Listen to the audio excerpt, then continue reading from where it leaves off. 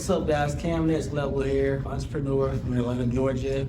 Moved to Vegas 3 years ago almost. Came out here to get uncomfortable, expand my brain. My brain is next level. I'm all about taking your life to the next level when it comes to your mindset, when it comes to skill sets, crypto, NFTs, day trading, crane repair, any of that stuff. Holla at your boy. What's going on, guys? Keenan Bathon here, entrepreneur, raised in Guam, Islander, moved to Vegas 4 years ago. Just a normal guy, pursuing a dream, and you gotta say that to relate to the people. But I run the #1 networking events. I built a multi-million-dollar network in under 4 years, and in fact, I actually postponed my event today, but look what we're doing now. We're shooting content for you guys. Facts. My name is Blake Baswell, founder of NFTmanagement.com, where you pretty much implement NFTs in already existing businesses and scale physical products and events. So I actually recently exited my other agency managing tattoo artists and franchising private art galleries across the US to get into the NFT space full time. So that's just a little bit about me. Yo, what's up, guys? My name is Demario. I go by the Turo Goat. Currently, we have over 40 vehicles me and my team manage in 3 different locations: Atlanta, San Diego, and Las Vegas. I also have 1,500 mentees globally, and I'm also from Las Vegas, so I teach people how to get into the space, how to scale, and yeah, that's about it. First question. So I got an initial question. As an entrepreneur, never worked a regular job, by the way. At an early age, I feel like I understood what leverage was, right? And so my question is, because people talk about this a lot more now, I start hearing it more like leverage. We hear that in many different ways, but I want to know, what do you guys feel in like a simple method, if you have to simplify or what leverage means to you? I can go first. Leverage to me really means just like the change in value. I like to be around people, and I know a lot of times people might hear that word and they might think it's people that take advantage of certain people and whatnot. But I don't see it that way. I see it as, how can we leverage each other? What type of value can we provide for skill sets or whatever it is? Like when it comes to leverage, like when you leverage player off of me speaking at his events, his mindset, and his network, and branding. So we both have things that we can leverage each other off of. So when it comes to leverage and entrepreneurship, I feel like we do leverage. One of my friends, he has a clothing brand. It's called Leverage Anything. And if you have the right mindset, you definitely can leverage anything. It's like how we leverage this place right now. We leverage this place in a good space. So yeah, leverage everything. That's what it means to me. Love that. So for me, it's super simple. Something very similar. I would say leverage is really creating win-win situations, right? So my answer would be similar to what Cam was saying. I'll just piggyback on top of it. It's just really, when I'm thinking leverage, I'm like, okay, how could we, there's a wise saying. It says, if you're not being used, you're useless. So a lot of people think that, oh, he's using me, she's using me, but if you think about it, I think we're all being used. So when you understand that, and you understand, as long as you have good intentions, then leveraging somebody, I think, would be okay if you have good intentions. But that's where the win-win situation comes in. You create a win-win situation. Think about, okay, if I want to work with this person, I want to leverage this person, what is this person getting out of, and what am I getting out of? So, to say the least, I think leveraging people and having them leverage you is really just creating a win-win situation. Nice. I like it.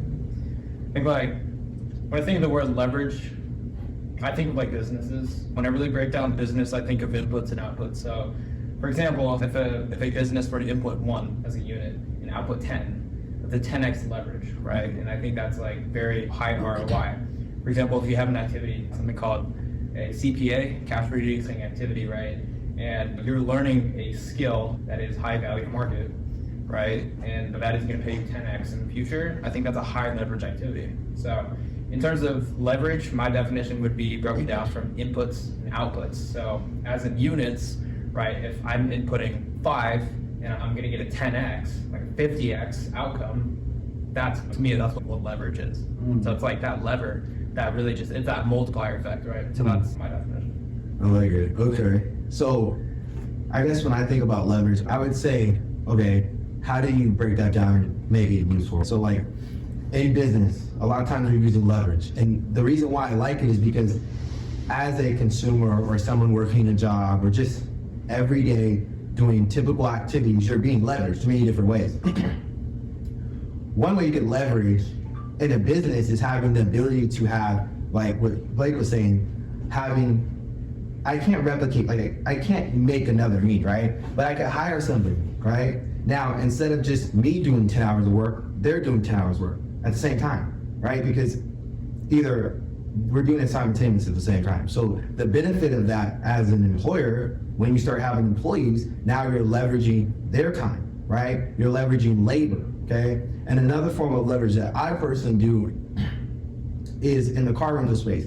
I'm able to get other people to give me their vehicles, right? So I don't have to spend any money to get their vehicles. And I'm leveraging their essentially liability and we're turning it into an asset. So I never have to spend any money. I literally just handshake deals. And the reason why I like this is because at the highest level, these handshake deals are literally some of the top level things you can do. Getting equity, getting vehicles, and doing different things like that. You can even do it in real estate. A lot of real estate is actually sold without any money technically changing hands. And when we look at that in a consumer perspective, every day we're typically sliding a card or we're giving cash every day.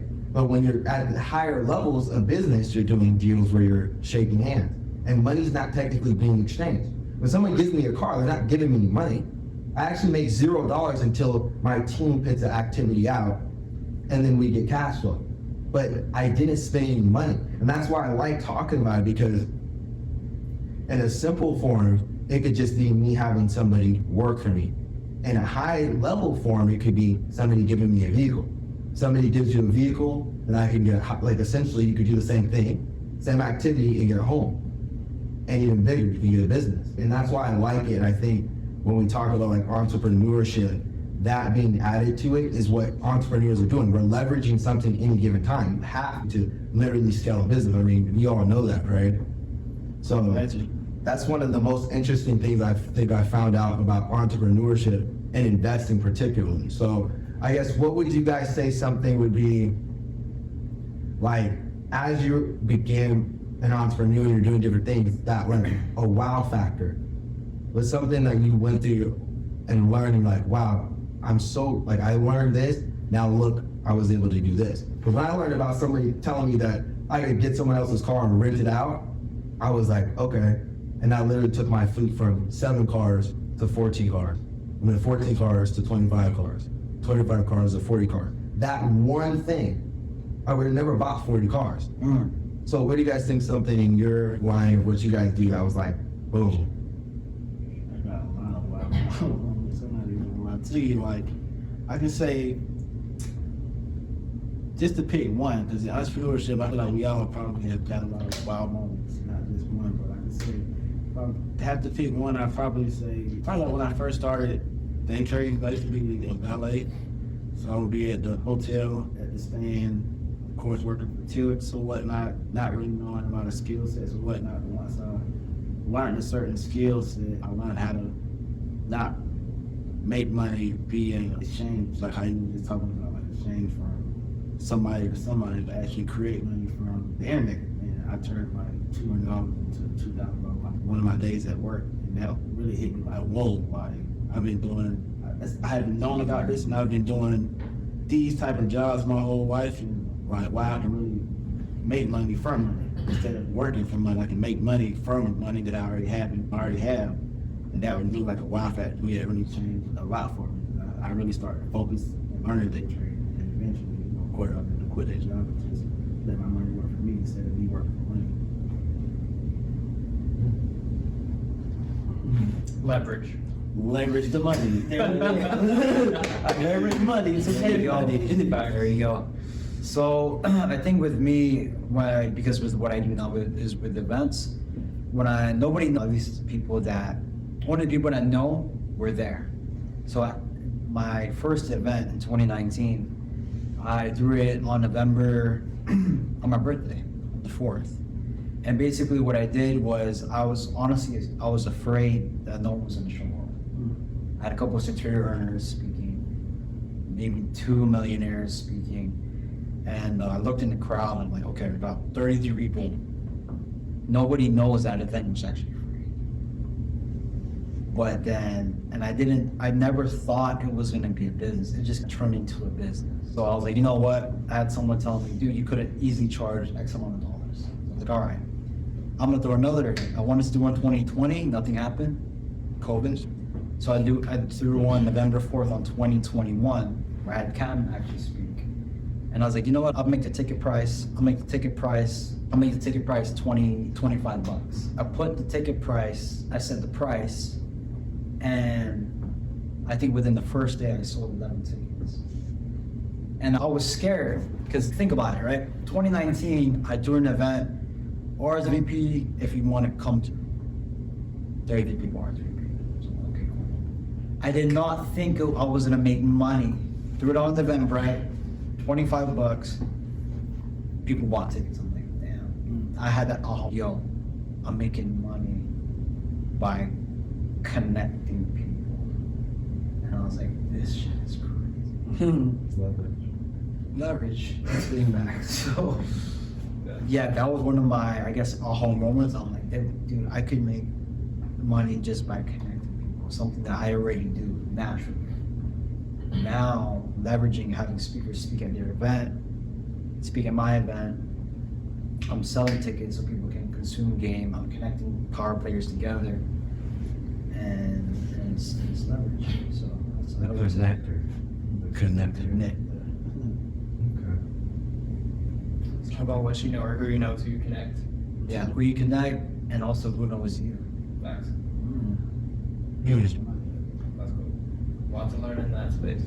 Sure. Lots to learn. I think like for me, since I've been in many different industries, I was in like the fine art industry for such a long time. Dabbled in just like doing drop shipping, doing digital marketing, all that stuff, right? Now I'm in it. I think like when I start to work with different businesses, I think it's like you have to be like something called T-shapes. On one side, you have to fundamentally understand their business, understand the dynamics between their employees, their customers, their product, their services, etc. And you have to understand, in my case right now, the technology that integrates in the business, right? You have to understand, because like business owners doesn't know what a CRM is going to do, right? And how it's going to have a multiplier effect, like how the response time between the leads is going to be a lot like shorter, and that's going to increase 60% plus like top line growth, right? Revenue, right? They don't know that. So you have to fundamentally understand both sides. So what I learned is like working with a bunch of different businesses is that you have the same toolbox, right? Think of it like a toolkit.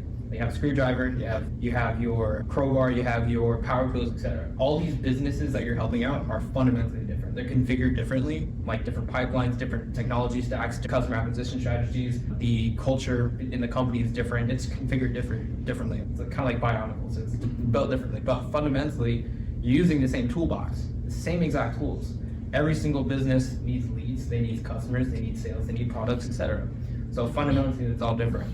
So working in like different industries, I've learned that it's fun because like you get to learn different ways businesses acquire customers, how they retain customers, etc. Like you see these same fundamentals between all of the businesses because you're using the same tools to build them. So it's actually really dope to see all these things. So this is what I'm in the NFT space right now. It's probably like by this video rolls out, probably watching this 1, 2, 3 years later, it's not really an NFT space anymore, is it? It's just technology that integrates into already existing businesses. So I feel as if working with a bunch of different industries, building up my toolbox, I just think that now it's more, all these businesses are going to fundamentally understand like it's, like this is the technology, this is the internet now. This is kind of like the gold rush, right? The internet, and people dismissed it back then, but now it's going to be a staple in businesses. It's going to create different departments and it's going to move a lot of markets. So like now it's that's pretty much what I learned. You have a toolbox and fundamentally you just have to build that toolbox, and you're going to come across different problems, challenges, struggles, etc. But you just have to know how to use those tools and how to make adjustments within the businesses that you're helping. So yeah.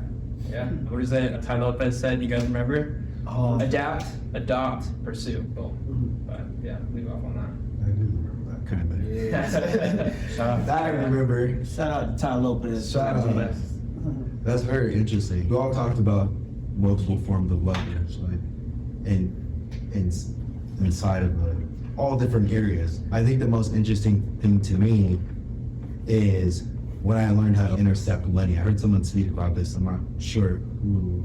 I think it might have been Grant Cardone, but talking about how to intercept money, right? Like, how do you make money quick, right? Without having to build somebody right now. Okay, how do you make money? And I'm like, we all know somebody that's gonna need something, whether it's the grocery store, whether it's a movie ticket, whether it's a vehicle, whether it's an Airbnb. At one point, we're gonna know someone. And when I realized that we can literally intercept money, which is just middleman and transaction, that's when I realized how much money is being made.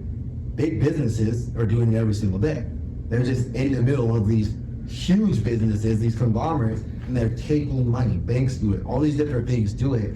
I think I found that the most interesting because the scalability of that is crazy. Because then you can just find a higher end product. You go to $10,000 product and you can make $1,000 if you sell it. You just put it, customers will pay $1,000. Same thing at the $10,000 mark. Same thing. There's somebody right now spending $100,000 on something. The only difference is they're probably going directly to the actual source versus being like that, having that middleman. I've seen people make a lot of money like doing like middleman deals. I made money getting businesses funded. Literally, I know the banks. I know someone that needs funding. They don't know how to do it. The banks they just not connected. And all I literally do is connect the people that can make $25,000 on 2 clients. And I'm like, yo, this is interesting. How that could be done in every industry. It's being done everywhere. If you look at it, like affiliates, Real estate wholesaling. real estate wholesaling is actually like real estate agents. I got my license at 18, so this is 7 years ago. Real estate agents did not like wholesalers. They're like, look, these are random people on the streets. We have to get a license. Granted, it takes 2 weeks to get your license. And they're middlemaning these deals and they're cutting us out. And I guess that's the risk with middlemaning deals, that someone's gonna be cut out on one side. But as a person right now, that's one of the easiest things to do. Cash App did it. Cash App was go, look, if you refer somebody to us, you'll get 25, 15 bucks, 25 bucks. And people were doing that like crazy. I was seeing people snap code, like Cash App code go crazy on social media. That's just a small form of doing it. But I think most businesses from low level to high level are using something like that. And people are doing it every day. The only difference is they don't realize they can do it at a high level. They just need $1,000 product, or $10,000, or $100,000. Imagine making 10% of $1 million because you're able to do that. Essentially, real estate agents can hire. They don't own the house. Okay. Yeah. Like you look at these businesses like Uber, Airbnb, like they don't own any property out there, the middleman service. Like Uber owns like basically no cars. All they do is facilitate the function of just transportation basically. And they're putting taxis up. That's the same dynamic between the agents and the wholesalers. I'm sure there's like a lot of agents who are like, fuck man, I kind of want to get into the wholesaling business now because it's more profitable. And a lot of them did move to it because see what I believe, like when we look at like the economy, okay, yeah, there's debt, there's all the different things that are happening, but money's moving. Money's moving because the people are spending. For instance, in 2020, when they started giving everybody money to stay home, they knew the money, I think it was like 15 days or 20 days that the money was back in circulation. They knew it. People weren't like, oh yeah, we're gonna hold on to the money. No, people were spending the money to stimulate the economy. The only reason why they gave us money was to spend the money, to stimulate the economy. But now we're in the situation we're in now. It was a temporary band-aid. But it's being done at so many different levels. I think that's the crazy thing to really look at from a low level to high level. Like all these activities that we do, there's a podcast that's making 100% right now, but there's a podcast, like it's the same activities, but why is somebody making more money at the $100 million? Do you guys think it's like a skill thing? Is it timing? What right now for the person that's on Cash App and referring all their friends to these low-level affiliates? Because I know there's people that are affiliate marketing, they are doing crazy stuff. They're making real good money and they're not doing anything. They just have the SEO, they're doing websites. But what do you guys think would be like the difference with someone making that in the Cash App world, right? Versus somebody doing that $1,000 deal, $10,000 deal, some stuff like I've done. Consistency. I want to say consistency and creativity, most definitely like creativity, being creative with how you're pushing it out there, and also being first. A lot of times it comes to being the first person to find out, and the first person to do it, and that puts you in a whole other situation. I definitely say like consistency. You just think about people who've been consistent with YouTube for years, and they built that fan base up, told and so about this. And they telling their friends, and we get creative at the same time and doing giveaways and different things. That's another way to grow certain. This definitely comes to affiliate situation like giveaways and stuff. And another gem that that I do is put all my links and affiliate links, things like that. I put it in all of my degrees. That's my thing. A lot of people a lot of people see all that. Like click here, you highlighted it here. Like, you don't put the link, you put it here in blue. And click here, hey, it's something I do, something I highly recommend. Of course, you want to make sure it's something that you actually recommend. But you click here, and they go straight to the link to the website. But you get paid for that. You push your ebook out free, you still get paid from a free product. So that's what a lot of people do on YouTube. It's great people tip the links, things like that. It's something great, man. That's my Consistency. Undervalued. I think one of the most undervalued things in entrepreneurship. I haven't really met an entrepreneur that really wants, especially beginning entrepreneur, that wants to hear that, like the consistency factor, because it's the underlying principles of entrepreneurship that actually make you do something, like the compound effect. If you do something today, you keep doing it every single day, these little things, one day it's gonna be something that can be a bigger return. That's one thing I say also is like passion. When you're really passionate about something, it's not hard to be consistent. Like you subconsciously you see yourself being consistent to the point where you're passionate about it. And that's a lot of times when I catch myself working, just doing things, I catch myself doing it subconsciously because it's like this is my passion. So of course when it comes to consistency, that just helps. Passion helps consistency times 30. So that's why we always say do something that you're passionate about. And so I think this is better than the other thing that I just said, because this is the most, like, I'll sit down with people when I was doing like personal mentorships, and these people, there's a lot of entrepreneurs like, I have 5 businesses. And like, you don't have 5 businesses because none of them make money. You wouldn't have 5 businesses when you typically start, because it would take a lot of time to start one business. You want to scale it. To have 5 is with one person is just not really realistic. But the passion thing, this is like the greatest debate, because some people think maybe you don't need passion, and you should just that you don't need passion as an entrepreneur. A lot of entrepreneurs, I think, will hide behind that passion factor. I'm just not passionate about this. They'll start 5 businesses, and then ones I'm not that passionate about. They use it as an excuse. Yeah, like an excuse on why they're not performing. I think I guess I don't really know what you consider passion, but were you guys passionate about what you started before you got into it? Or did you learn to love it, what's that look like for you guys? I don't believe in passion. You don't? I think it's bullshit. Okay. I think it's more of a stimulus. Okay. Personally, you like learn to. It's like going to the gym, right? Most like if you're to run a questionnaire of most bodybuilders, just like, do you like going to the gym? And they're like, no. Like, why do you do it? Just because I just do it. Like the thing is that what motivates them is more the emotions of doing it. Because like when you're done, you're old, you can't do that anymore. The only thing you're gonna think about is working out. And at the time, it's like, you gotta get up at 4 a.m. You know what I mean? Like when no one's up, gotta go to the gym, gotta work out, push weights. It's not fun, right? But I think that's like what work basically is. Like you have to be able to, I think, the game more than the outcome. There's a quote that says, the man that enjoys walking is going to go much further than the man who's obsessed with the destination. And I really believe that. If you think about it, like, entrepreneurship, business, and stuff like that, it's easy to get lost. There's some guy in China, some billionaire, that just owns a business that sells concrete. Like, you think he's passionate about concrete? He's like, oh, I love concrete. It's my No. It's probably boring. Like, he's a billionaire. He does tons of money. He sells concrete to real estate companies or whatever. I don't think there's passion in too much in that. I think it depends on what you put the business together. Exactly. Yeah. Exactly. So I think it depends, because for me, with my events, I would say I'm passionate about it. Were you passionate before you started doing it? Okay, like your first event. Let's run through it. Like your first event. Sure. Because I get what you're saying, and I also get what you're saying. Because these are just, passion is just the word. Passion means something different to everybody. Your first event, when you're doing it, did you enjoy it so much that you're like, I want to do this again? Yeah. Okay.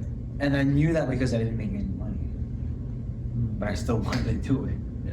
I just didn't know that I could charge money for it. I didn't know I could throw a ticket price, and I didn't know people were gonna buy it. Okay, so when you started doing what you're doing, did you start doing whatever activity you're doing, like NFTs, you were essentially doing something for free, right? Yeah. Okay, and you same thing, like essentially? Yeah. So what if like, for entrepreneurs, that thing that you can do that you're doing for free may turn into something like, you have to have some enjoyment if you're doing it for free, right? At some level. Yeah. Maybe it's not 100% passion, but I feel like maybe it's enjoyment. When I started, I literally had no, like Toro was not even in my mind. I just made content. I was like making content on TikTok about appreciation, and then I was like, I don't know, like I just wanted to do it. I don't know what made me want to do it, but I was consistent. I wouldn't even consider it passion. I had zero fucking, I had zero fucking views. I had 2 views, and the 2 views were one me and probably one was my girlfriend at the time. Something is, because I want to talk about this because of the consistency factor. A lot of times in entrepreneurship, people are just, they're not consistent. I've watched people that love their business, I don't want to do it anymore. And that's why I think the passion becomes back. Because if you are only doing it because it's enjoyable, one day it's going to be fucking terrible. 1 month or 1 year, and that's when a lot of entrepreneurs like, even though I'm making money, instead of selling it or like making an exit or having someone run my business, I don't want to do it, so I'm not. And I feel like that's when the likable and enjoyment factor messes people up. Generally, you're in business to make money, but when I started, it was for free. I did free content for 2 years to really enjoy. I really enjoy making content now. The first year, I hated it. I just didn't like it. I didn't care for it. But I think the consistency factor for me was to push myself to do something I didn't like. And then Turo came along. I was doing all these different things, and people were like, yo, this guy has 6 cars in a room full of 6 and 7 figure earners, and I'm just like, mind blowing. Like, what the fuck? Who cares about these cars? I do real estate. I got a real estate license at 18. Yeah, he's a Turo guy. And after that day, I said, you know what? I already know what I'm talking about. I took the principles from real estate, brought it to the cars, which most people aren't doing. And then the second thing, I said, well, what's scalable and what's marketable? What do people every day see? Fucking cars. Out of all the things I was doing, the easiest thing to teach was cars versus real estate. So for me, it got picked. It like, once they said that, I said, okay, I'm gonna do the Turo Goat. And then even every time I think like I wanna do something else, I'm like, why would I need to do that? My brand is going up. I'm getting more investors. Why stop now? The passion, to be honest with you, I don't fucking like cars. But I like the fact that I have something marketable and it's so easy for people to see a car. If I teach you about real estate, but I teach you by using a car, it messes a lot of it up. Because I have to like what I'm doing. I have to love what I'm doing. I think there's a thin line, right? Because if you like it, essentially you'll do it more. But like, yeah, the guy that fucking has a concrete business, maybe he likes one aspect of it. Maybe he just likes making money. Maybe he likes building a business. Maybe he likes the fact that he can have it running. So I feel like there is that one thing that we can find inside of the fucking thing that we're doing that we like. I like the attention factor making content. Seeing that I got fucking, first video hit like 900,000 views on TikTok, and I got my first comment. Bro, I was making videos on TikTok and I would just close the app. One morning I just started getting comments, and I'm like blown away that I got comments. So I open it, and it's just a shit ton of comments from the United Kingdom, from Bosnia, all these different things. When I was flipping exotic sodas, and I was like, yo, what the fuck? Yeah. So I just did it for free for 2 years because I was able to get attention. So I got something out of it. I feel like you'll get something out of it as an entrepreneur while you're doing it for free. Like, you're doing your event for free. What did you get out of it besides the fact, like, there's nothing monetary. There's no money given to you. Whether it's a brand, attention, yeah, brand, attention, status, the clout transfer, the respect. And then they knew, yo, that was dope. So they knew if I were to do it again, like, it would be better. And then I did it again, 2021. And was it dope? Super. It was dope. Yeah. That was like the first event that was like, that started the actual vision, I would say. First one, 2021, November 4th. Actually, right here behind us. Yeah, that's a vision. Excellent. Never survives. But yeah, the passion thing, I would say, yeah, I'm passionate about it, but I think I do agree to a certain extent, like, you don't have to be passionate about your business, because I know a guy, He started an ATM business. Dude, he's refilling his ATMs like maybe $250,000 every 3-4 days. He's like, bro, I'm not passionate about this shit. It just makes me money, bro. It made me wealthy. He's like, bro, I'm not passionate about this. After he automated his ATM business, he got into real estate. He's more passionate about that. Because the deal structure, the negotiating, like he's just really good at sales. But was he passionate about his ATM business that made him millions? No. He's just, I'm not passionate about it, but it fucking works. Maybe you get passionate about shit that you're good at. I was like, I won't say you're either good at something or not, but making content for me was just like amazing. Like, I wasn't terrible at it. I didn't like the fact I wasn't even used, but you get 900,000 views. Like, okay. It's something. I think about it. If you're doing something good and you're getting positive affirmation in people, which would be coming from yourself or money, then it makes you more likely to do that same activity. Yes. Without builds confidence. Right. Without the, I guess necessarily passion, but you're just like, boom, I'm making it. And I think early on, people should do what they're good at. If you're not good at something that you want to start, to me, it's like, why not start the thing that you're good at? People have 5 businesses, so out of the 5 businesses, which one is making money? 1. Okay. Which one do you like? The same one. So I'm like, okay. If you like it and you're good at it, you win. But if you're already good at it, you'll make money. Even if you don't like the business, you'll make money, and then you could fund your passion later, which could be a hobby. And you don't have to make money. Because this is what I think. I wanted to be a chef when I was growing up, and then I started cooking more, and when I started cooking I realized, yeah, fuck this. I don't want to hear anybody say anything bad about my food, and I wouldn't want to do something to get paid for it. But it was something I enjoyed. And everything that we like and have passion for, we're going to have passion for when it turns into a business.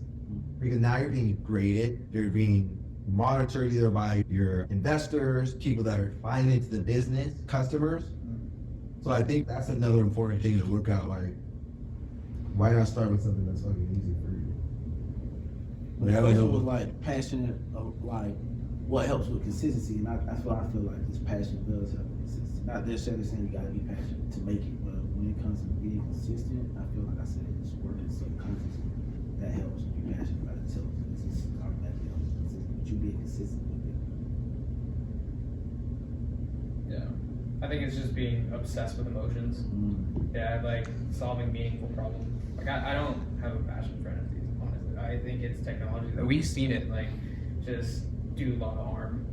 And for me, it's okay, how many companies can I pretty much help come into and treat this technology the right way, honestly? Because there is a fine line, and I think a lot of people made very bad decisions with this sort of technology. So it's like now it's like building world-class companies, documenting the process, and just making sure that everyone's just has good intentions with the future of technology, which it really is. So it's like passion, you have to be obsessed with emotions. I think if you're starting off like an entrepreneur, fucking try everything. Try copywriting, try sales, try trading, try real estate, try all the things. Figure out what, you're good at.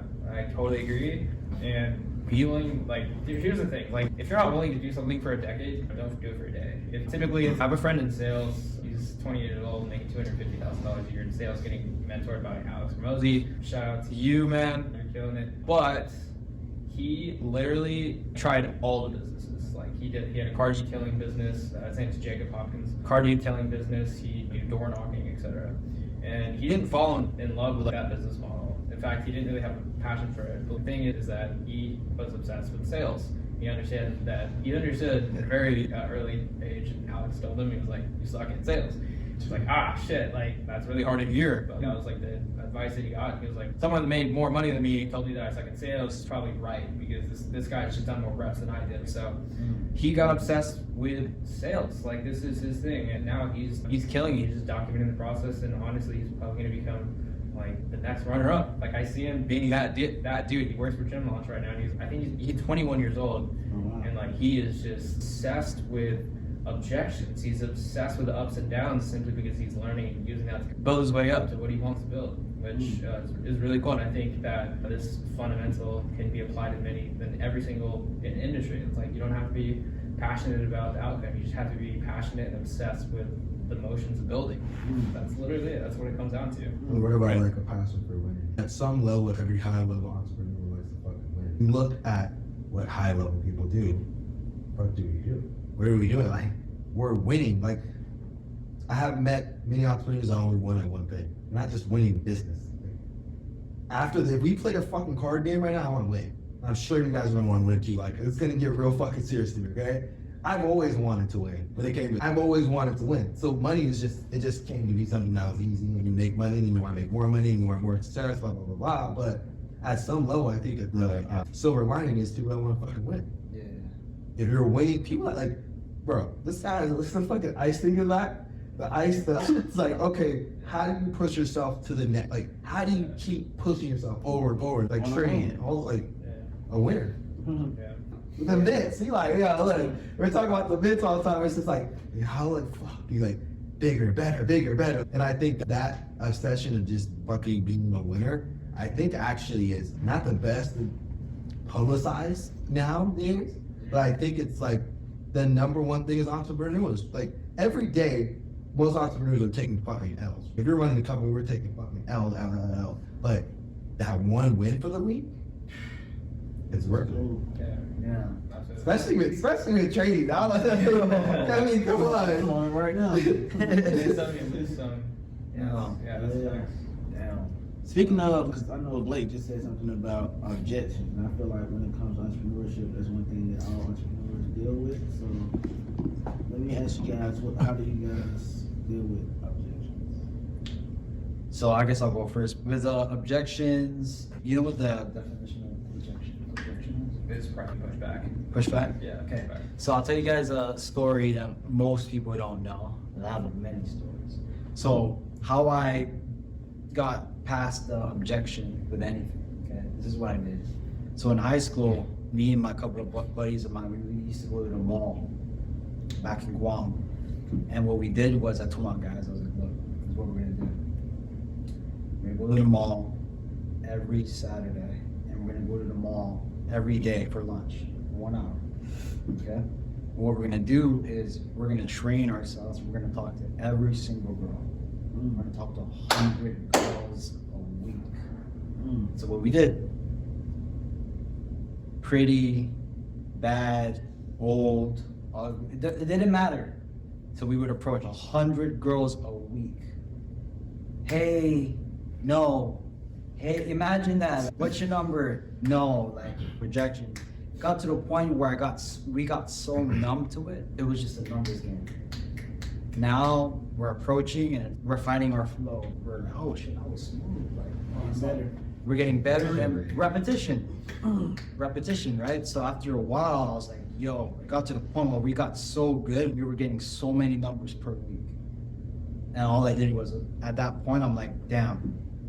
All my guys thanked me. They're like, dude, if we didn't do that exercise, if we didn't run through this, treat it like a numbers game, people would think, oh, you guys are just trying to pick up girls. No, the bigger message, the bigger thing I was thinking about was, at the end of this process, one, who we're gonna become in the process of doing that, and then number two, something good's gonna come out of it. Now I'm like, I could approach any celebrity, influencer, I don't give a fuck, dude. I'm gonna approach. So how I dealt with objection, I got so many no's until I got my first yes. That's what most people are gonna do. Some people are get rejected. Some of you guys watching this right now, you get rejected and you guys are down. Dude, imagine I've heard maybe over 1,000 no's from some of the baddest girls, the prettiest girls, the ugliest girls, like 10 years ago, a decade ago. So that's how I built, that's how I dealt with objection. After I did that, it's a muscle now. It's like, when I get rejected, I'm like, oh, okay. The more no's, the closer to I am to my first yes. So, yeah, a lot of people don't know that, but you heard it here. Very first year. Go out there and talk to 100 barrels per day. No, but it's the same thing with business though, right? So when I first started my marketing agency, I bought a course from Ty Lopez. And so I bought that course, and then in Guam, I learned this from Grant Cardone. Grant Cardone talks about persistence. That's something that I'm super, super good at. I am very persistent. I think in entrepreneurship, you need to have this persistence muscle. Being consistent is one thing, but if you have you are just persistent, where you just keep chopping the wood, you're gonna crack, you're gonna hit something. So this is what I did. I took that same thing where I was persistent, and Grant Cardone said when he closed his wife, Elena Cardone, he called her 13 times. You said close his wife? No, he called his wife. Yeah, I heard. Yeah, he called his wife 13 times, no return phone calls. After the 13th phone call, but every time he would call her, he'd leave a voice note, and he was persistent, but he was persisting with elegance. He wasn't weird about it. A lot of you guys are shooting a shot with the girls, and you guys become weird. You guys need to keep it play and keep it smooth. So what I did was I took that same concept, took that same idea, and I called his business 13, 14, 15 times. After the 15th call, the guy calls back. This company called Island Cuisine. It was my first social media marketing client in Guam. I called this company 13, 14, 15 times. After the 15th phone call, they called me back and like, hey, this call's for Keenan, blah, blah. I want to say this, you're the most persistent guy I have ever spoken to. We got on the call for an hour. Long story short, I ended up closing that for $1,000. Persistence, guys, persistence. Did I deliver? Fuck no, I didn't. I wasn't able to deliver. I lost that client after the 3rd week, guys. But the moral of the story, I had to persist to get that deal. But after that happened to me, I never made that same mistake in my life. So, moral of the story, persist with elegance. Don't look at rejection as a bad thing. Rejection just means redirection. And you just gotta persist until you hit. That makes sense. I was hoping to Makes drop that sense. bar. Persist until you hit. Yeah. Your goals hurt. Everything. It was a little bit of a story, but that's what I did to build that muscle. So literally, there's this influencer on TikTok. You guys probably seen her. I don't want to say her name, but they're twins. I saw them this is when I was still living in my car, bro. I was homeless at this time, and I saw the influencer. She got like a couple million on TikTok. I told my guy, I'm like, bro, watch. Probably should. I waited till her boyfriend went to the restroom. So her boyfriend went to the restroom. Yeah. Done. Recording this shit. And I'm like, all right, what am I gonna say? I'm already walking. I'm thinking, what am I gonna say? Could walk up to the girl. I don't know what I said. We ended up having a conversation. We're talking. She's receptive. She's playing with your hair. But I didn't ask for the number. I just wanted to prove to myself, I'm like, a lot of these guys are gonna treat these influencers, oh my God, or whatever. But I just wanted to prove I'll approach the chick, whether I got rejected or not. Whether I was, and that same thing with business, right? Like the reason why I use that is because a lot of people can relate with that. So a lot of you guys who want to start a business, you want to pitch a deal, you guys strike yourself out before taking the shot. You got to take the shot. That's all you got to do. It's either yes or no. Be grateful that you even get an answer. Most people don't take that shot, so take that shot. It's 100% of the shots you don't take. There you go. Wow, you guys I was literally thinking that. literally they learn how to pick up girls and get more business. I like it. I like It's it. the same What thing. about you, Blake? Yeah. I think like objections are only, in terms of sales, like they are indications of like somebody wants to buy a product, honestly. Because if somebody truly just doesn't want to buy a product or service, like they just walk away. If someone were to ask a question about the product or service, by definition, an objection, all that is a validation. They're basically validating that they are going to potentially buy that product or service. Is what it is. So here's the thing: if you're in sales, you have to understand where your prospect is currently at and where they want to go. You have this T table of the pain points. You have their fears. You have on this side of the table, on the left side, and on the right side, you have their motivations and desires, right? So I think it's fundamentally understanding both sides of the spectrum and figuring out, okay, how can I take this person from point A and how can I get them to point B in all I'm gonna do is just become the vehicle to get them there. It like objection and rejection. Yeah, I think it's like there's many different ways to angle it. Like fundamentally, I think you just have to be able to like really understand this person's situation, like in sales and again approaching girls. I think like specifically with that example, like you just have to connect with them first, like in sales as well. You'd have to connect with them and then fundamentally understand like what are they afraid of, what do they don't want. You have to be clear about it. Where do they want to go? What are their intentions? You know, what do they want? I think you just have to basically walk their hand and take them from point A to point B, and that's literally what sales is. Literally, it's just solving their problems and just being the vehicle that gives them value and being the vehicle that literally takes them to where they want to go. Yeah, I think like people, especially I know there's a lot of people probably watching this that are trying to go in sales, and yes, it is a numbers game. But I really believe quality quantity beats just focusing on one. Obviously, I think it's important to get rejected, but like also, I think it's just like you have to just be genuinely interested in helping them. Like that's like the biggest thing. And you're gonna take some no's, and that's okay. You can't help everyone in the world, right? You literally can't help someone if they can't help themselves, right? But you can for sure help somebody, at least one person. If you're dealing with objection, if you're dealing with rejection, it's gonna happen. It happens to all of us. You're like not alone. Just remember to try to like genuinely add value to whoever you're gonna talk to and whatever you're doing, and walk away knowing that you did the best you could. If you can put your best foot forward in any sort of situation, and again, like sales is, it's not a win-lose scenario. Like one person in sales like doesn't win and this person loses. Actually, the best salesperson, I disagree. I think the best salesperson actually figures out a win-win situation where you both walk away with a very positive outcome. So just redefine like what that is to you. And as I mentioned before, you have to ask yourself like those questions. Did I provide as much value as I could to this prospect or this person or this girl? And if that's a clear no, that you got to really you have to really question what were your intentions. That's sales. And taking objects, same thing. I have to go after that. Okay. So how did I go through rejection? I did cold calls. I did a lot of shit. I just realized I did cold calls, I did all these different things, internet, like all these different things I felt. But for me, I just really never I don't know, like rejection never mattered to me. It's just, I was selling, I fucking, 8 years old, I was selling candy in front of payday loans. Like, I was fucking rejected a lot of times. And I didn't give a fuck because I know someone would buy it.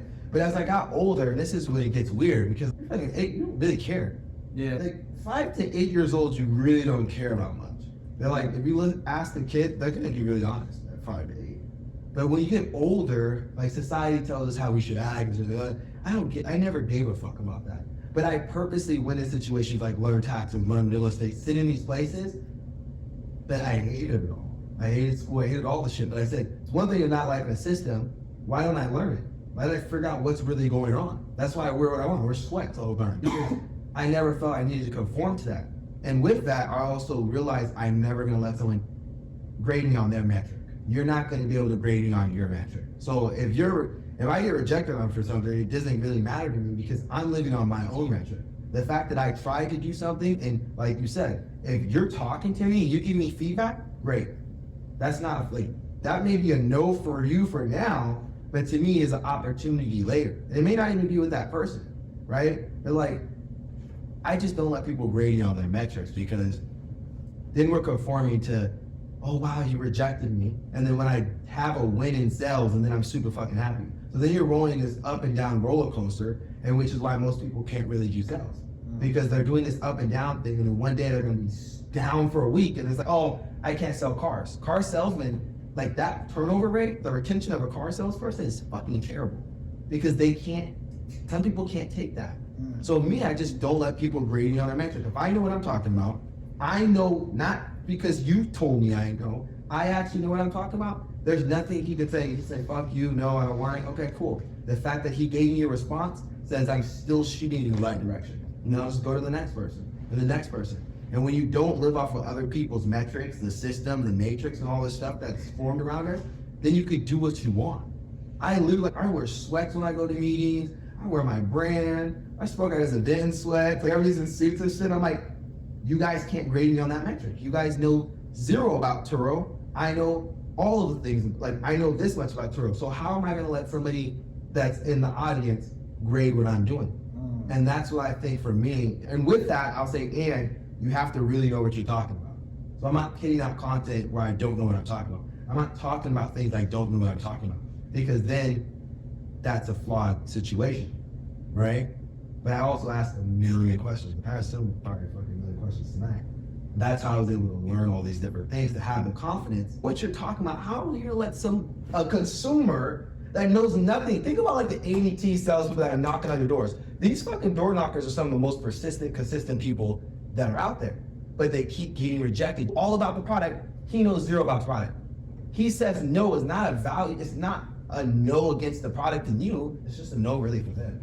So I think that's how I just switched it in my mind, and in the long run, the wins don't matter either.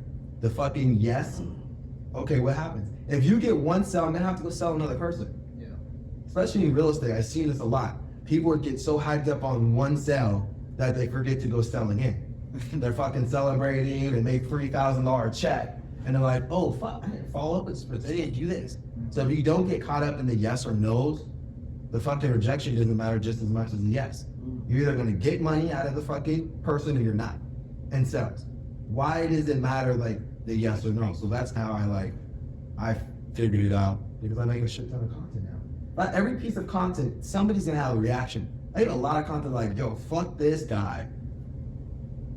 But they responded. They gave me something. The algorithm boosted. Boom. Algorithm boosted. That's it. That's one thing I told myself, man. 2023, I really don't want to do it because it's not my thing.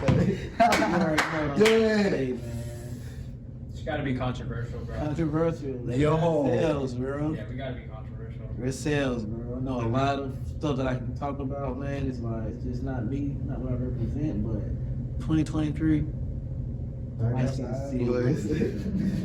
Yeah. y'all gonna be like, what the hell is going on with Bro, I'm telling you guys, Pumping out content. it's just, Yeah. okay, it's just, think about it. The attention factor, the algorithm. The algorithm doesn't give a fuck. The algorithm doesn't favor anybody. People like, the algorithm's like all these numbers. It's simple. Like, hey, 20 million people commented on your thing. Of course it's gonna go to more people. They're sharing all these different things, right? I love the controversial stuff. I actually posted a status on Facebook and it said, I had many, what did it say? I had many assistants and girlfriends. I'm taking resumes. And some girl, some woman posted, I hope you're a paid man. Or she's like shaking my head. I wasn't even gonna respond, but I'm like, all right, I'm responding. I'm like, they're well paid. She's like, I hope they are literally paid, because women are building men's businesses down. I'm like, lady, you don't know me from a hole in the wall or the people I was with. And she's like, no, I know this is a literal post. And she went into this whole spiel about how men use women to build their businesses that are ambitious and all this stuff. And I just responded, I said, you must have been somebody's assistant. Because think about it, like, she's responding to something that had really nothing to fucking do with her, right? So at that point, it's gonna boost me up, and then I'm gonna post some fucking shit about cars tomorrow and someone's gonna hit me up, right? So I said, how do you consistently do that? I didn't say anything crazy, it's true. I had girlfriends that fucking were helping me in entrepreneurship. It's just how you frame it. Yeah. I think it's fair. I think it's fair game. I think some people go too far, but it's all context. even what Keenan does, like that could be considered as controversial, like the best. Yeah. The Number one? The number one. No, that's exactly why it worked, bro. Like a lot of people don't like, dude. I want to address drama online, but when I said no, I'm posting the number one event, people were like, no, you don't. I never talked about it, but I knew if I said that, They like, DM you that? Did you get any DM me? no, but nah. But I know that they were like subtweet. Oh, Someone who do events in Vegas said some shit, and I just acted like I never saw it. A little still in the subs. Yeah. Which is good for business.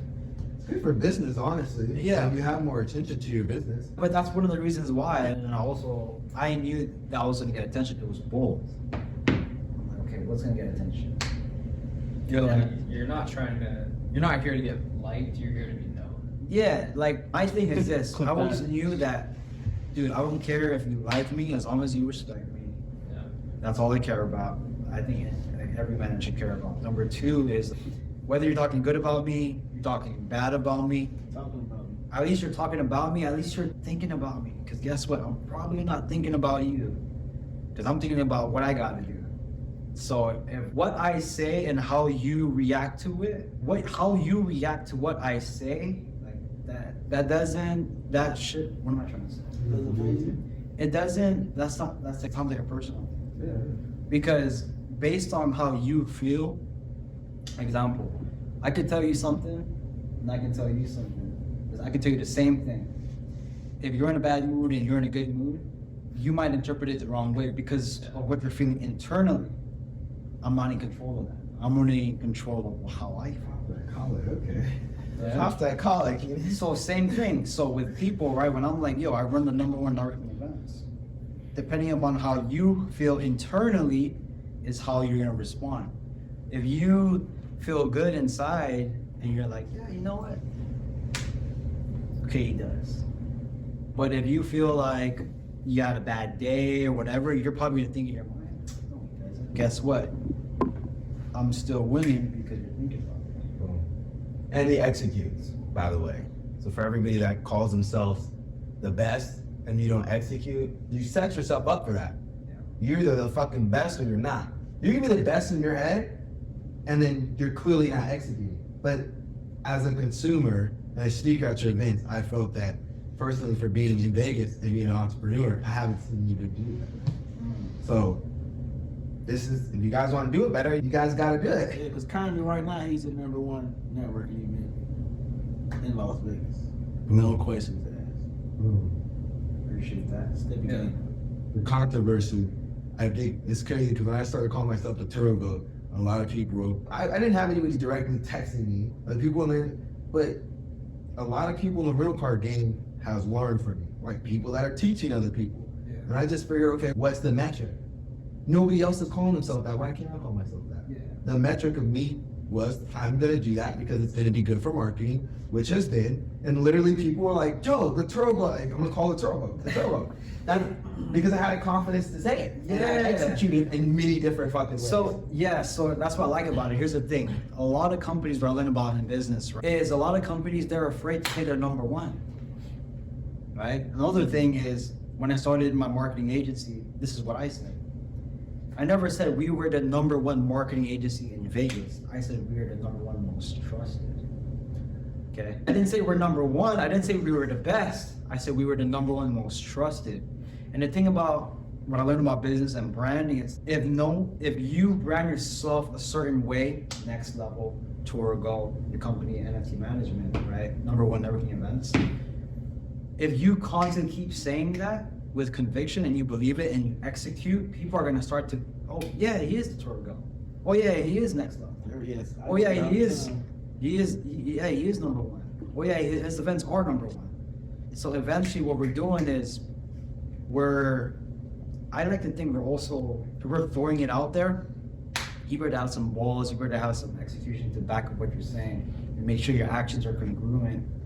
Your words are congruent with your actions. A lot of these people that talk a big game, they get whooped because their words are not congruent with their actions. So I think if you're able to back up what you say, be a little bit controversial, and you make it work, I think it's gonna work. So I think 2023, expect more controversial stuff. Oh, I'm already starting on Thanksgiving. You're fucking fake. Just think about it. Again, what is everybody doing after their event? We're all on our phones.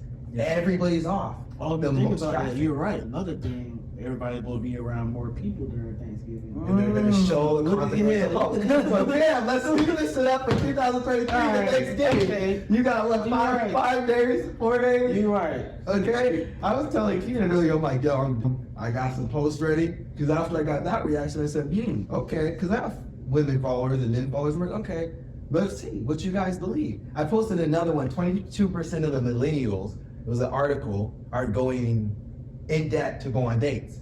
So instead of going, hey guys, 22%, I said, yo, fellas, 22%, come on, who's paying for the dates? Guys, most likely. Safe to assume, doesn't matter, I assume. I had like 25 shares on that. And I'm like, this is interesting. They're not sharing my other posts like this. The views I got for the shares was higher. Like, Everybody's sharing. Then people were hitting me up, and I'm like, boom. All I did was say, speak to one audience. Yo, fellas, this is for us. Some guys probably, yo, fuck that. 22% of us are going into debt. I was just, I think even a simple thing of like, yo, all the guys are gonna be like, yo, what the fuck, bro?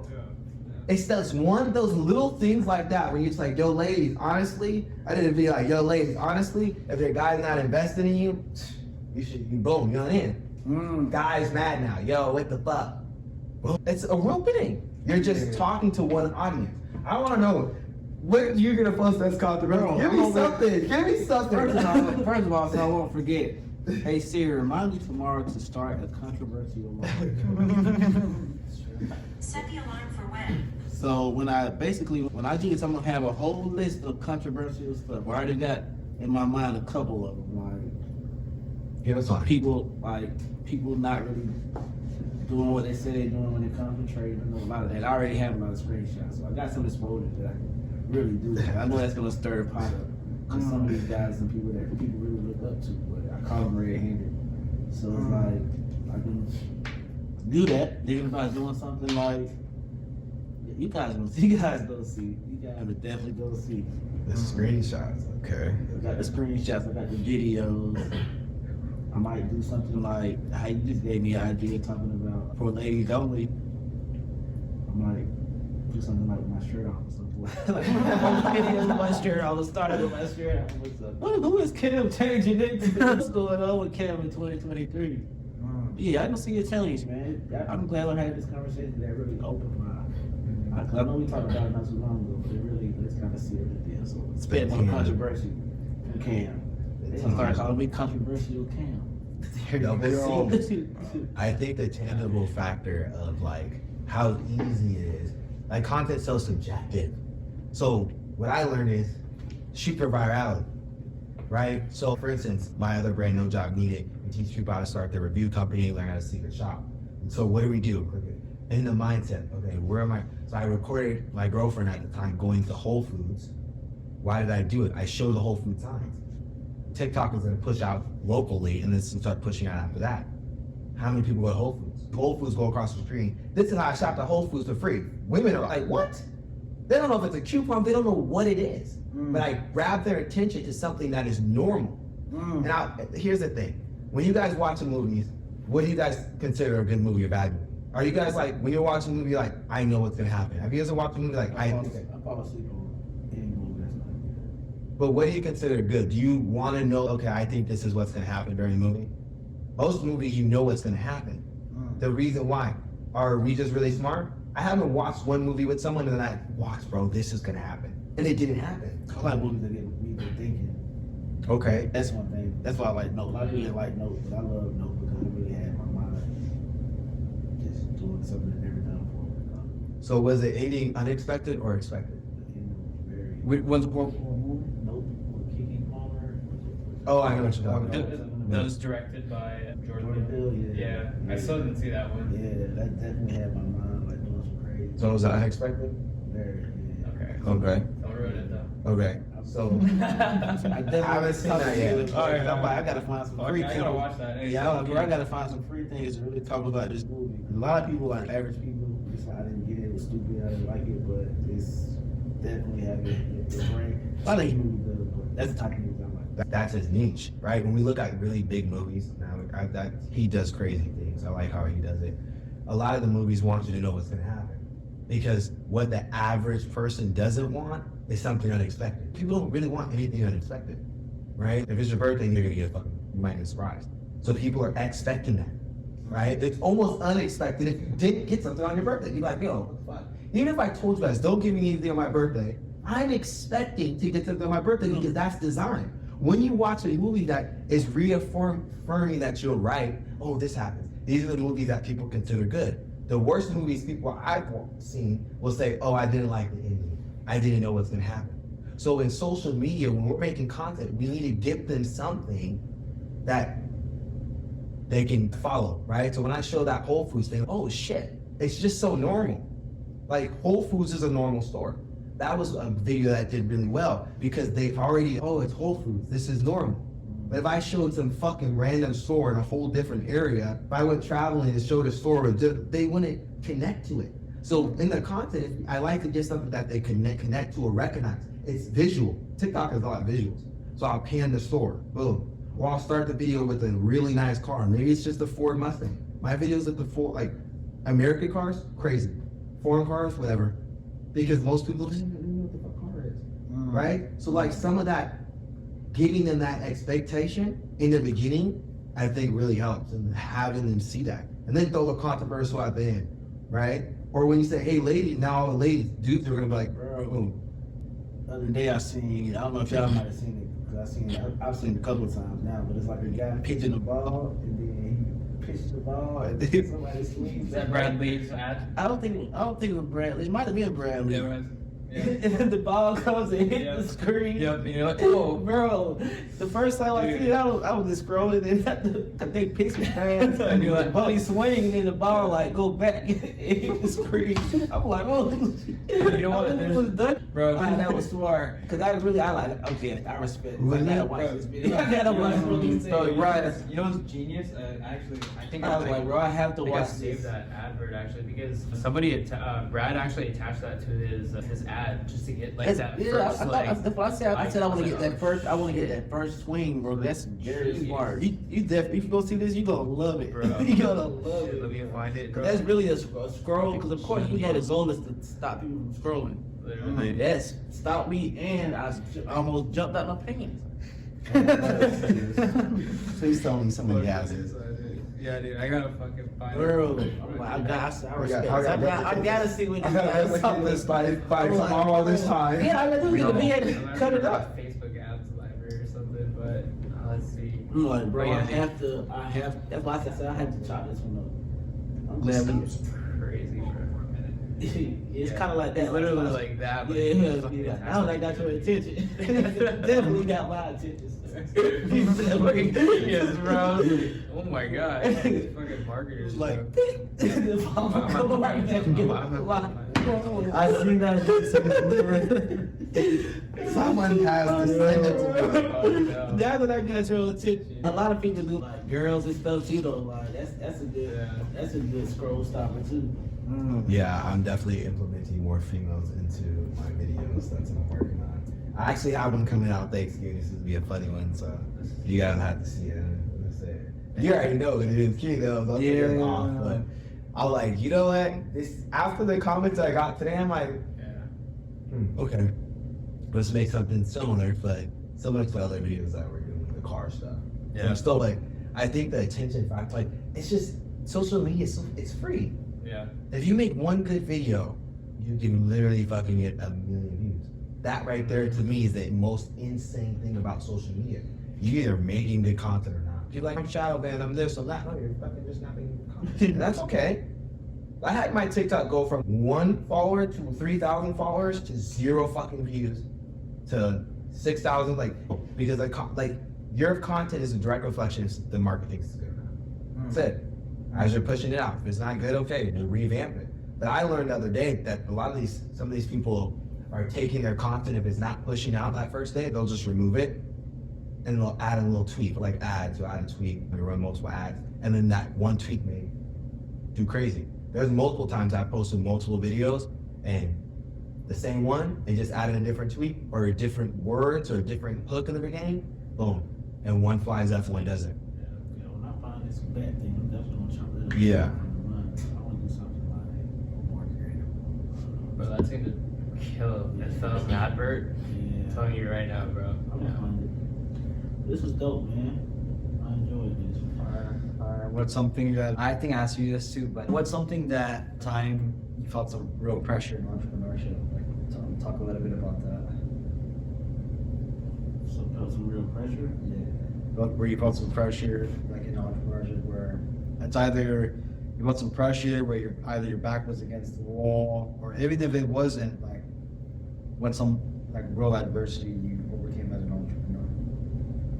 I think a lot of people can relate with like each story. Felt pressure a lot of times. But this one time, I'd probably say, like, first of all, transition was pretty hard. That stage of transitioning transitioning from just being around my friends all the time, we having fun, and then of course we really want to take entrepreneurship serious. It's like a lot of people started telling me I'm acting weird, and like a lot of the girls I was messing with, or I didn't want to mess with them, but it was still a lot of them. I love her, but I had to cut it off and make those sacrifices. Quitting my job, like that was pressure. But I told myself one thing I did tell myself was like, this has to work. There's no other option. I quit this job. Like you have to go full fledged with what you're doing, and not like really just not look back. Like you have to continue to go forward. And it was sometimes like, of course, I had like, a lot of obstacles just on that path. But that's one thing about me that I always strive. I always say try, but I always strive to have a positive mindset. And at the end of the day, you know, my outcome is gonna work. You know what I mean? Like it's really gonna. It's either gonna work or it's not gonna. I mean, it's gonna work or it's gonna work. Those are my two only options, man. With that positive mindset, continue to push forward. You can do these. I feel like a lot of entrepreneurs. So I'm pretty sure we all can relate. Everything is not a straight up. A lot of people think entrepreneurship is just straight going skyrocket once you break through. Like you're gonna always have ups and downs, but I feel like you remain positive and surround yourself with the right people and continue to learn and continue to get information. And you know you'll be good. I'd love to hear you. So I felt a lot of pressure. I didn't really get my first win until 8 years in the game. Most people would tap out. I had a couple where I made some money online, lost money, made some money, lost money, but it just wasn't consistent. So I would say my whole entrepreneurship career, yeah, I felt a lot of all the fucking pressure. I'll tell you that. Because imagine living on an island where you're not used to seeing people grow. You're not used to seeing people want more. And imagine I was living on an island and I wanted to grow. I was spending $2,000 for a flight to go to LA, to go to Vegas, $500 for a Tony Robbins ticket, $500 for an Alex Warren ticket. I was spending about $2,500 to 4 G's collectively with stay just to be around winners. Okay, 2015, 2016. And a lot of people were same thing. Dude, you're weird. Why are you reading this John C. Maxwell book? Like, how to think and grow rich? Like, how to win friends and influence people? Or, dude, I think everyone knows how to make friends. Someone literally told me that in college. Like, why are you reading this book? You already know how to make friends. So I was just like, damn. But I would say, yeah, my whole entrepreneurship career, I've always felt pressure. And I think, but that pressure really turned me into a diamond. Now, my mindset, my mentality now is, I genuinely believe my mindset is bulletproof. There's times where I have days where I'm like, oh, I don't know. Where I wouldn't say necessarily doubt myself, but there's times where, and I posted on an Instagram story and I said, human beings, a lot of times we suffer in imagination versus, so it's really you versus you. But I would say, so I actually talked about in my August event, one of the times I felt real pressure was when I was homeless for a couple of months. I was dating, I was coming off a high off the November event. And then imagine I'm coming off of a high, successful event, and then bang, I become homeless. I was like, what the fuck is going on? I felt like I was doing everything, but that was one time where I felt the most pressure. I overcame that, but I would say that struggle and that adversity I had to go through, that shaped me into the man I needed to become to be able to attract the type of success, the wins, the accomplishments, whatever it may be, to, I guess, whatever I've done up to this point. So I would say that was one thing. One of the stories I would share that came off a big win of November 2021, becoming homeless, dating a beautiful influencer in Vegas, had one of the best relationships, like electric, like you name it. You guys ever had that situation, relationship where you're with someone and it just you guys just instantly connect from start to finish? It just electrifying. What the fuck is this? It felt like a drug. And then we had broken up, and I was was still homeless. I was like, fuck this, dude. So I threw it at me event with Mr. Mohammed. And after that, I locked in, landed an opportunity with Dylan, did sales for Agency Box and Monopolize, and then was able to get me an apartment, get me a house after that. But that just goes to show that if you're going through some adversity and struggles right now, you're going through some pressure, understand that you're not the only one.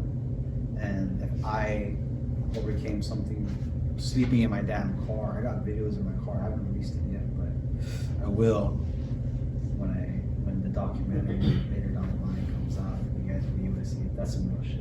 So I would say that's like one of the things, the pressure that I had to overcome in entrepreneurship, and I think everyone could learn from that. The world-class movie.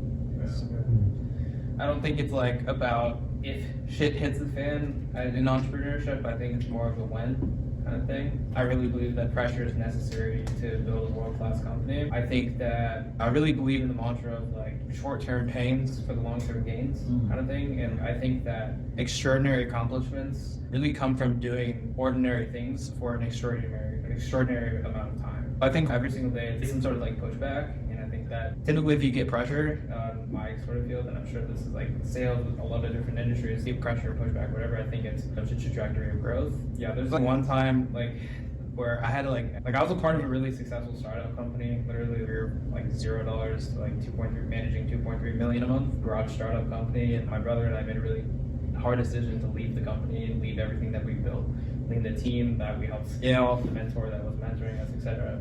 And we made a really difficult decision to leave that, not only company, but just the industry, because we were pretty much the leaders of the entire industry. We're breaking industry records. I just didn't feel good in the tattoo space. I felt our potential and our talent can be used outside of the space and used. For me, it was like, I'm willing to dedicate my entire life towards NFTs. And I think like right now, the position I'm in, it's shit. This entire industry is like on my shoulders as of right now. Nobody's doing exactly what I do. And that's the reason why I do what I do, is because if I don't do it, nobody else will. That's my mentality. So every single day I get pressure, I get pushback, I get like a lot of objections, I get, you know how it is with like NFTs, like people like, they hear it and they dismiss it. Yeah. But that really tarnishes the opportunity for growth with this sort of technology, right? Because people right now just do not want to hear that 3-letter word that's basically saying fuck. That's, for lack of a better word, that literally just it's a bad word. So of course you're gonna get pressure building stuff, but I think it's necessary for growth. And 100%. diamonds are made under pressure, and I really believe that. You know what I mean? So yeah, that was like the biggest. Yeah, probably that was a big decision, but I think it was necessary for me at least. And then if you're an entrepreneur, like it's not like you're going to avoid pressure. So no, you will be getting these things. Like it's an uphill battle. I was just saying, it's more about what problems. It's about solving meaningful problems and like figuring out, okay, like what you want, what are you willing to dedicate your life's work to. Solving meaningful problems is the big friend for that. So I was trying to think of a time like, okay, I don't know, I just got so used to it. Like growing up with like my family, we're involved in street shit. So like the mindset of that to entrepreneurship was like, this is easy.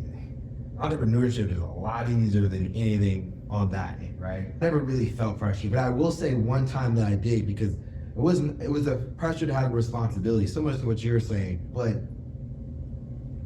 when was the recession? It was like May, right? May. So in May, I'm getting dressed like for this RPX event, which is a big event. 5,000 people coming to Las Vegas. I'm getting more known, so I knew it was going to be really good turnout. I get a call from my cousin, and this is when like being an entrepreneur in your personal life, like that shit doesn't add up. My cousin calls me. I haven't talked to my cousin in like probably a couple of years, right? Family stuff. Yo, my grandma died, which is my aunt. And I was like, what? This is Friday, and I have to speak in front of 60 people the next day, literally within probably 18 hours.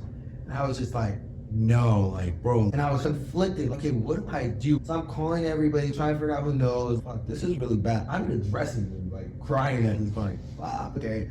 Hold on, regroup yourself. So as I'm working through that, I'm thinking, okay, this is fucking the worst timing possible. And it was interesting because my aunt was in 2008, they had 5 properties. They lost it over and crashed. But she taught me some stuff about real estate. She's one of the big reasons why I got into real estate. And I had such a responsibility and overwhelming pressure. I have to go to recession-proof event. I cannot take time and go see my family because I have to go get this information at this event, which I know needed to get back to them. Because one thing is going and saying, oh, I hope everything, like, it's not all right. It's not good. They're not going to be okay that day, next week, next month. But I knew the information that I was going to go get was something that was needed. So I had the pressure of the personal side of me and, okay, fuck, I'm one of the people that are making the most money in my family. And I took a sense of responsibility saying, I have to go to this event. I have to not only go to this event, I have to go speak. So as soon as I realized that, I'm like texting them, okay, I'm going to speak, but I may come 10 minutes before I have to speak. I went, I spoke, we had a really good event, and then Monday I was like, boom, I have to get back to the family.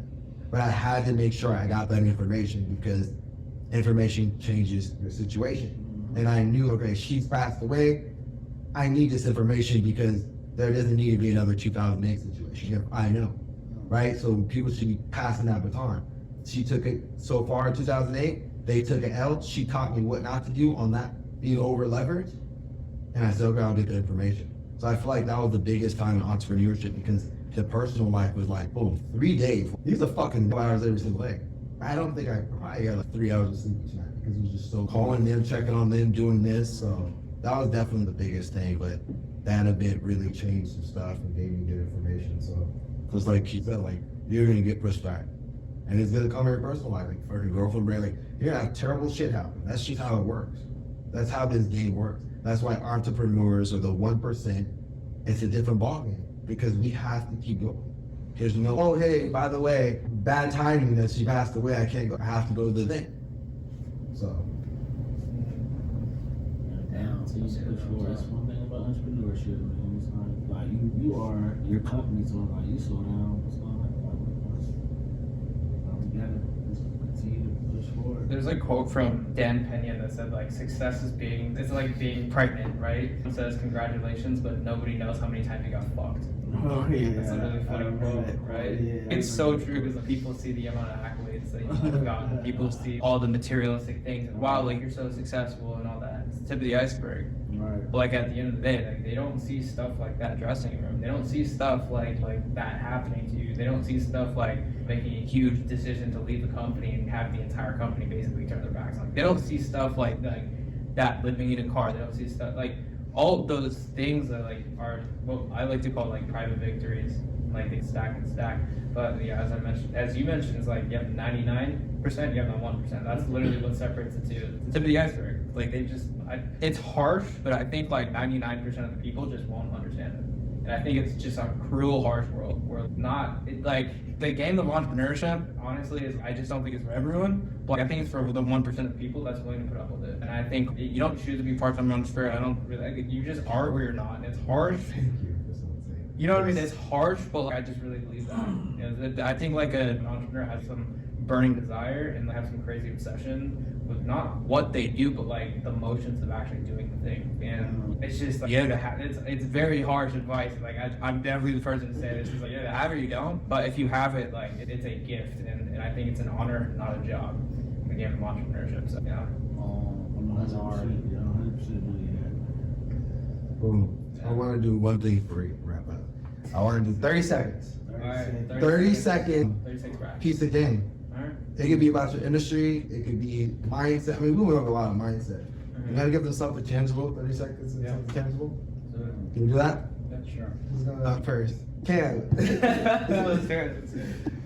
30 seconds, something tangible. Let's get it. Let me know when you're ready. I'll start it. Here to start. Oh, we really do 30 seconds. Okay. So we really. 30 seconds. Really.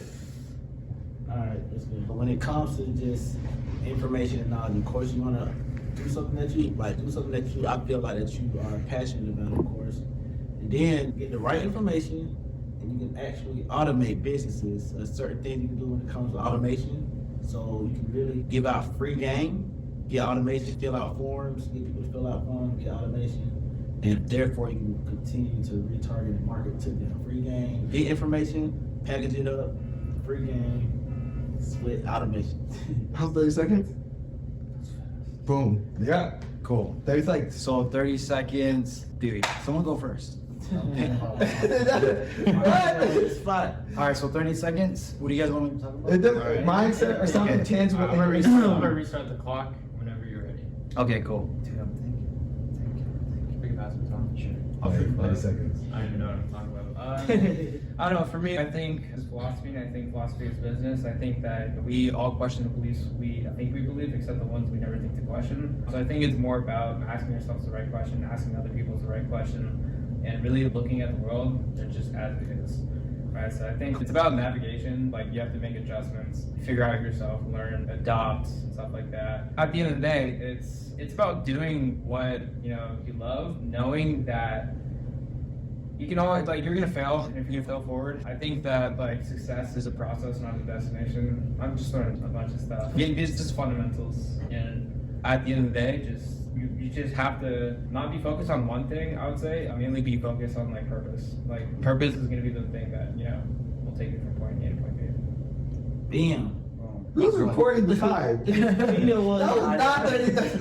That was like 45 seconds. I didn't start it. All right. You didn't start it? No, I didn't start it. Okay. All right, Keenan, 30 seconds. About events? This is whatever you Yeah, something tangible, something that someone in 30 seconds can take away.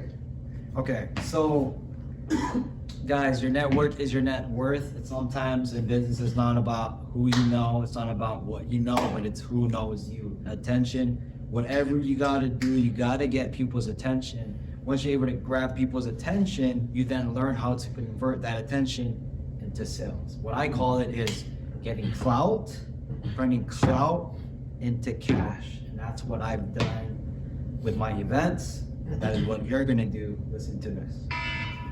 Hey, yo, buzzer. Boom. All right, one last thing. Let's make sure everybody know where to find us. All right, let me do mine. Oh, Yeah, let me write that One, second. two.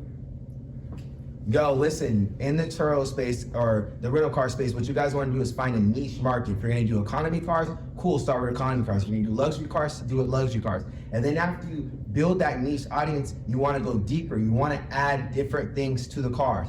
If you're doing an economy car, add a cooler to it. If you're doing a luxury car, you guys can add a luxury item to it. So you guys can go deeper and get more money per customer instead of just going wide. Everybody wants to get more cars. You need to get more money per trip. at the buzzer. That's it. Plug the social medias. All right, social media. All of our Instagram handles are going to be right here. Our editors are going to put that in. And then, yeah, thanks for attending this this actually worked out really well. Thanks for having us, Keenan. And yeah, this is not our last one. Remember that. Oh, we got editors. So. Hell yeah. Five editors again. Thank you so Shout much. out to you, boys. Whoever's editing this in post. A lot of game, but sorry, you're going to have to edit this as a long one. It's a super long one. But you can follow, we put out Instagram, follow me at Cam Next Level, at CAMNEXT Level on Instagram. Your mindset to tap in with me, get you a free book. Go. Shout out to Randy for hooking up with the B&B. You can find me on Instagram at Keenan Bathan. That's K-N-A-N. That's B-A-T-H-A-N. It's like Batman but with an H. Follow me, DM me world class. My assistant Jessica will get back to you maybe in the next 24, 48 hours. She just started working for me, so bear with me. Jessica's legit. Jessica's legit. I love it. Yeah, you can find me on Instagram. Blake Basball. BASUEL. Or you can go to nftmanagement.com. You can find me at Elevate Your Rentals on Instagram and TikTok, or you can text the word Turo to 702-505-8941, and you get daily tips texted to you. Let's get it. Let's get it.